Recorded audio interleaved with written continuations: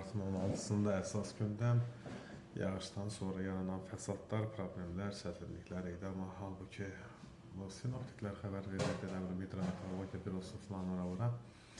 Aprelin 15-də Ağcaqabulda bir qadın zirzəmi su ilə dolmuş deyə suya düşdü, boğuldu, öldü. Allah rəhmət eləsin. Azərbaycanın yəni bölgələrindən yox, elə paytaxtdan danırsaq, yenə su ilə dolan tunellər su ilə doldu. Həmin problemlər, yollar, su, mənim özümün işə gedəndə sağ ayağım suya düşdü, gün ortadan sonra güclə quruducular, ayaqqabı falan.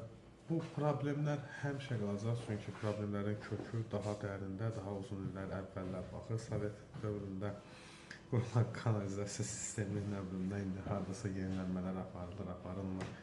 Onu tam təfərrüatı ilə demək olmur. Yol çəkiləndə hətta ki, hansı borular yenilənir. Amma ümumi xəttlər köhnədir. Bakıya yağış yaraşmır.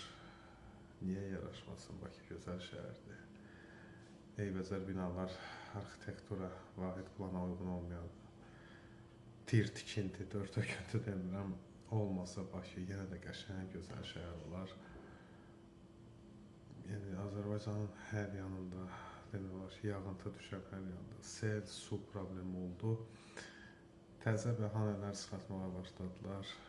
Yağış çox yağdı, 59 ildən sonra Azərbaycanın ən yağıntılı ili, rüblüyü falan zaman bezib.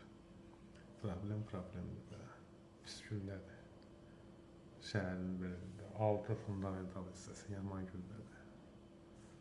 Bunun iqlim dəyişikliyi qlobal, bəlkə də hansısa güclü ölkələr Azərbaycan laboratoriya kimi istifadə edib iqlim silahlarından buranı vururlar. Amma elə bir tornado yox idi, tsunami yox idi. Olması da olmalı deyil. Onsuz da min bir bəhanələr fikirləşdirir, amma problemin əslində mahiyyəti, səbəbi eyni olaraq qalır.